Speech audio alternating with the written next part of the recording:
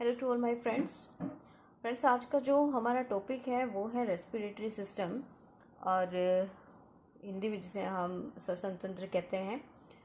इसका भाग एक जो है वो आपने सबने प्रिपेयर कर लिया होगा। तो आज भाग 2 है।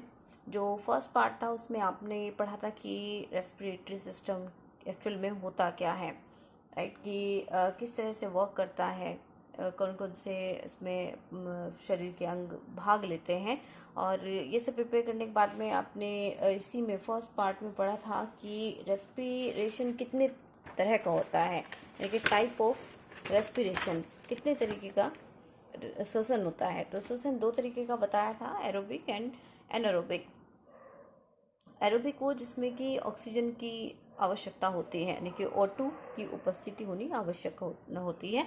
और एनारोबिक यानी अनॉक्सी श्वसन था, जिसमें कि O2 की उपस्थिति की आवश्यकता नहीं होती। तो इसमें अलग अलग था कि कौन कौन से ऐसे हैं जिनको जो श्वसन के लिए ऑक्सीजन की आवश्यकता होती है, वो जिंदा रह सकते हैं अगर ऑक्सीजन है। अगर ऑक्सीजन नहीं है उनकी श्वसन में, यानी कि जो हवा वो अंदर ले रहे हैं, तो वो जिंदा नहीं रह सकते हैं। जैसे ह्यूमन बींग्स हैं, एनिमल्स हैं, रेप्टाइल्स हैं, इनमें क्या है, ऑक्सीजन की उपस्थिति होना ज़रूरी है। जैसे हम लोग हैं, ऑक्सीजन नहीं होगा तो जीवित नहीं रह पाएंगे, तो इसलिए हम लोग क्या करते हैं, एरोबिक श्वसन हम लोगों का होता है। दूसरा एनारोबिक बताया था मैंने। एनारोबिक है जैसे कि जो बैक्टीरिया है और फंजाई है, वायरस है, ये क्या करते हैं, इनको ऑक्सीजन की आवश्यकता नहीं होती है। लेकिन बैक्टीरिया की कुछ जाति ऐसी होती है जो ऑक्सीजन पर ही ग्रोथ कर पाती है। अगर ऑक्सीजन है तो ग्रोथ करेंगे, अदरवाइज नहीं कर पाएंगी, राइट। तो उसके बाद में मैंने ये भी बताया था कि जो फिश है वो उसमें गिल्स होते हैं उसकी बॉडी में, उससे श्वसन करती है। फ्रॉग अगर पानी के अंदर होता है तो अपनी स्किन को यूज़ करता है श्वसन के लिए, और अगर वो ज़मीन पर होता है तो वो अपने जो उसको O2 की ज़रूरत होती है, लंग्स का कार्य करता है, मतलब लंग्स का प्रयोग करता है। चलिए अब चलते हैं अपनी नेक्स्ट टॉपिक पर, जो कि हमारा पार्ट 2 है। पार्ट 2 है रेस्पिरेशन सिस्टम में, जो कि क्लियर दिख रहा है आप लोगों को? यस। हाँ, तो जो हमारा इसमें पार्ट कौन कौन से हैं, जो रेस्पिरेटरी सिस्टम में कौन कौन से भाग आते हैं, तो सबसे पहला जो भाग है वो है नोज, कि नाक जो है, जिससे कि हम एयर लेते हैं और CO2 बाहर निकालते हैं, राइट। मेन जो नाक का वर्क है, इसके अंदर क्या है, नाक के छेद को, 2 छेद होते हैं नाक के, तो उसे हम कहते हैं नोस्ट्रिस कहते हैं। नोस्ट्रिस में है, कभी कभी क्वेश्चन आ जाता है नाक के छेद को क्या कहा जाता है, क्योंकि सिंपल सा लगता है तो वो छोड़ देते हैं इसको, और याद नहीं रहता है, तो इसे याद रखना ज़रूरी है इसको। तो नोस्ट्रिस कहते हैं, और इसमें नोजल हेयर्स होते हैं, जो कि जिन्हें हम साइंटिफिक लैंग्वेज में सीलिया कहते हैं, राइट। और इसे ये क्या कार्य करता है, बचपन से सिखाया गया है कि जो नाक में हेयर्स होते हैं वो क्या कार्य करते हैं, फिल्टर का कार्य करते हैं। तो हम इसे फिल्टर कहेंगे वालों को, कि नाक के जो फिल्टर का कार्य करते हैं वो हेयर्स करते हैं, ठीक है। और नेजल वाटर होता है इसमें, इसे हम जो हल्का हल्का पानी होता है नेजल के अंदर, नाक के अंदर, तो उसको हम म्यूकस कहते हैं, राइट। तो इसे मतलब हिंदी में स्लेज्मा कहते हैं। अब आते हैं सेकंड पार्ट। तो ये तो बात रही नाक की, ये नाक के बारे में था। अब जो इसका दूसरा पार्ट है वो क्या है, इसमें होता है फेरिंक्स, जिसे हम हिंदी में कहते हैं ग्रसनी। ये नाक के बाद वाला भाग होता है, यानी कि पहले हवा नाक से अंदर गई, अंदर कहाँ जाएगी, पहले फेरिंक्स में जाएगी, ग्रसनी में जाएगी। तो ये नाक वाला भाग फेरिंक्स में खुलता है, ठीक है। फेरिंक्स वो वाला भाग है जहाँ नाक और मुंह, जो है नाक का भाग और मुंह का भाग दोनों एक जगह मिलते हैं, राइट। जैसे ये है नाक और मुंह, तो ये क्या है, ये वाला जो भाग है ये फेरिंक्स होगा, ठीक है। तो जहां नाक में मुंह का भाग मिलता है उसे फेरिंक्स कहते हैं, ठीक है। अब नेक्स्ट है एपिग्लोटिस, थर्ड पार्ट आता है। थर्ड पार्ट है एपिग्लोटिस। एपिग्लोटिस को हमने कहा कि कंठ द्वार कहते हैं, एपिग्लोटिस को एक ढक्कन की तरह का होता है एपिग्लोटिस। तो ये क्या है, जैसे नोज और मुंह है, जैसे ये है नाक और मुंह, ये फेरिंक्स वाला भाग है, इसी पर यहाँ पर जो होता है ये होता है एपिग्लोटिस। एपिग्लोटिस यानी कि ढक्कन को हमने एपिग्लोटिस कहा है, फेरिंक्स वाले भाग पर जो ढक्कन है उसे एपिग्लोटिस कहते हैं। जैसे हम कहते हैं कि खाना खाते खाते बोलो मत, क्योंकि सांस ले रहे हैं, तो जब जैसे ही सांस अंदर जाती है, जैसे खाना अंदर जाता है तो ढक्कन हट जाता है, ठीक है। तो इसी तरह से ये दोनों को कंट्रोल रखता है कि सांस एक तरफ से सांस जाती है, एक तरफ से फूड पाइप है, यानी कि एक तरफ से ये फूड पाइप है और एक तरफ ये विंड पाइप है। ठीक है, इससे खाना अंदर जा रहा है, इससे सांस अंदर जा रही है, तो ये दोनों आपस में नहीं मिल पाते हैं। राइट, अगर आपस में मिलते तो सांस और खाना एक साथ, तो उससे मृत्यु भी हो सकती है। चलिए नेक्स्ट है, जैसे फूड पाइप है, समझने की कोशिश करिएगा इसको। ये फूड पाइप है, फूड पाइप जैसे फेरिंग्स के नेक्स्ट वाला भाग है ये, तो फेरिंग्स से आगे जब चलते हैं तो फूड पाइप तो चला जाता है स्टमक में, और जो विंड पाइप है, विंड पाइप चला जाता है लंग्स में। ठीक है, जहाँ से लंग्स जो O2 है वो लेकर के ब्लड में मिक्स करके और सेल्स तक, टिश्यूज तक पहुँचाते हैं।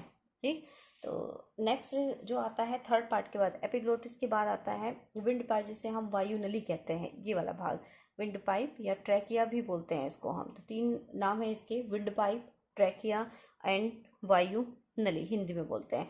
तो जो है ये नोज है, नोज से एयर जा रही है, एयर लंग्स की पास तक जाती है। इसे यहाँ समझने की कोशिश करेंगे।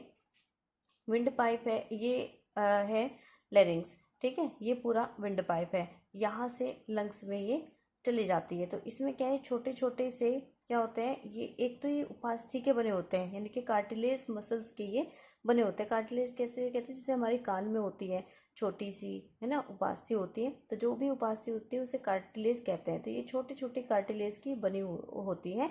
यहाँ लेरिंग्स होता है, लेरिंग्स यानी कि जो वॉइस बॉक्स है, वहाँ जहाँ से स्वर बनता है, ठीक है, और आवाज़ निकलती है, साउंड बनती है, जो हम शब्द बोल रहे हैं वो यहीं से होता है। ठीक है, वाइब्रेशन होता है यहीं से होता है, यहीं से हमारे वर्ड्स बनते हैं, वही यहीं से जो हवा है वो शब्दों में कन्वर्ट होती है, तो इसे हम वॉइस बॉक्स कहते हैं।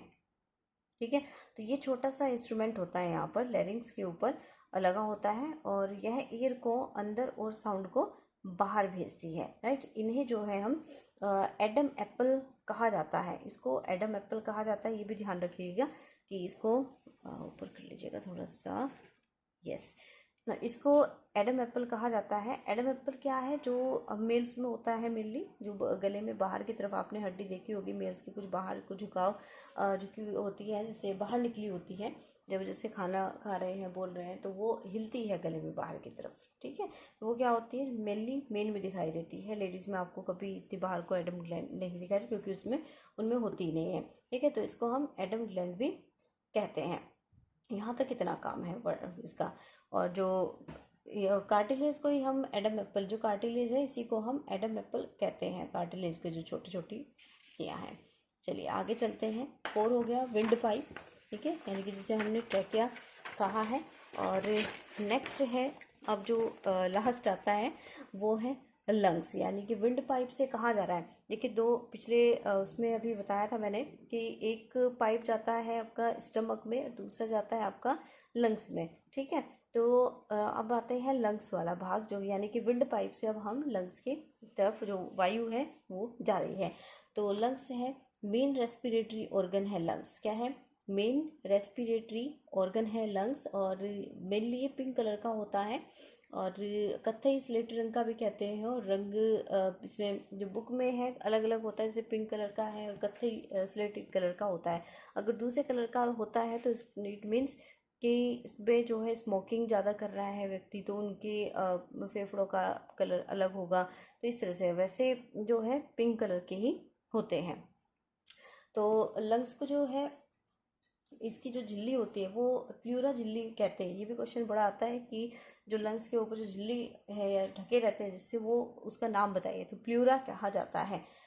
और दायां फेफड़ा, ये सभी को याद रखना है कि दायां फेफड़ा बाएं फेफड़े से कुछ बड़ा होता है हमेशा। देखिए मैंने ये स्ट्रक्चर भी बनाया हुआ है, दाएं फेफड़ा जो है वो बाएं फेफड़े से थोड़ा सा बड़ा होता है। क्यों बड़ा होता है वो आगे देखेंगे।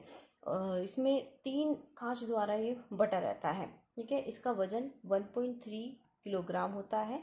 और वैसे तो सबसे भारी जो ऑर्गन है वो लीवर है हमारे शरीर में, मैंने यहाँ लिख दिया है कि वैसे तो लीवर है सबसे बड़ा, और लेकिन जो सेकंड नंबर पर फेफड़े आते हैं। तो कभी कभी क्वेश्चन ऐसे भी पूछा जाता है कि बताइए कि शरीर में कौन सा दूसरे नंबर पर सबसे बड़ा ऑर्गन है जिसके भार में ज़्यादा होता है। तो हमें याद रखना है कि पहला लीवर है और दूसरा फेफड़े हैं।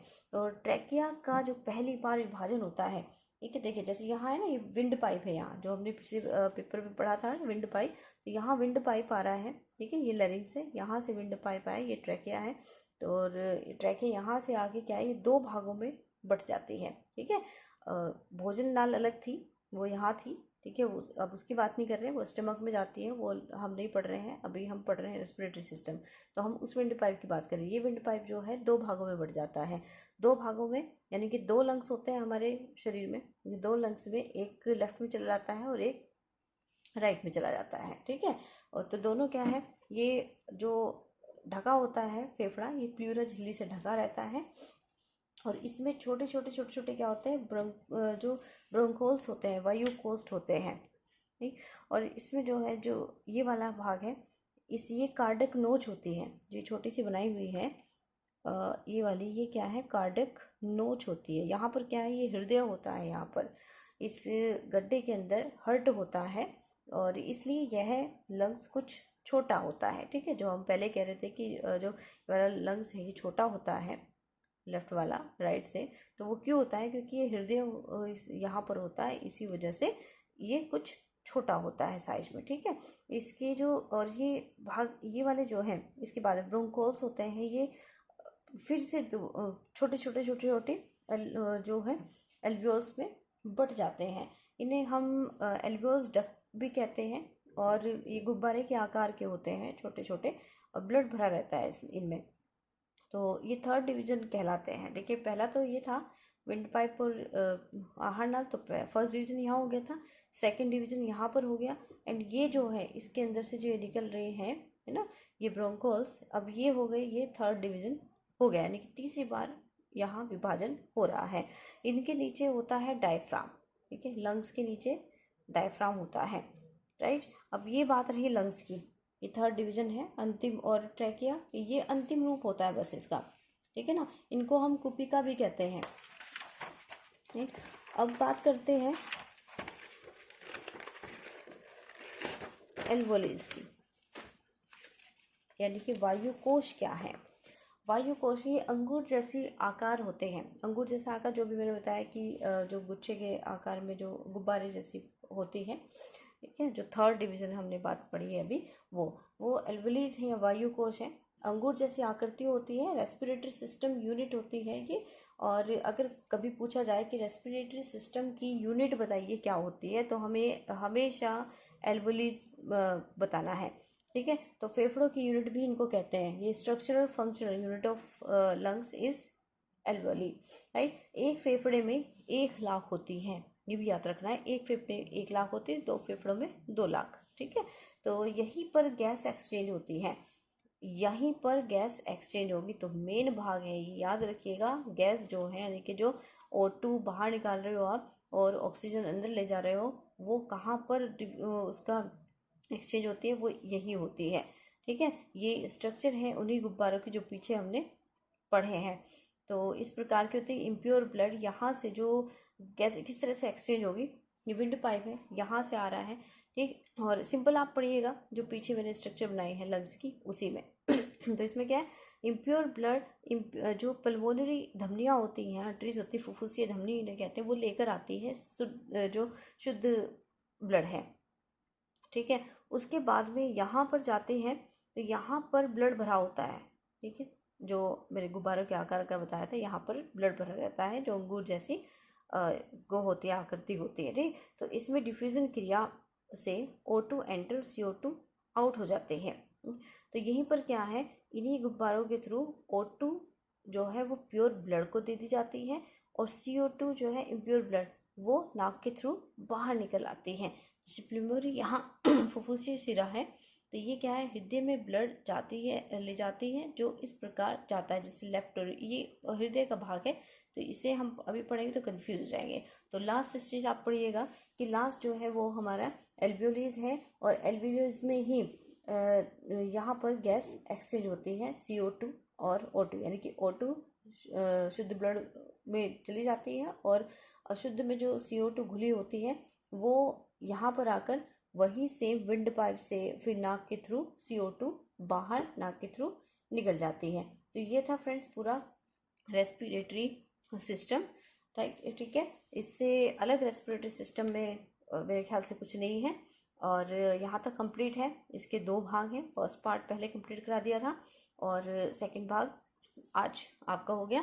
तो अच्छे से प्लीज़ नोट्स बना करके आप कमेंट जरूर कीजिएगा and subscribe also. Okay, thank you friends.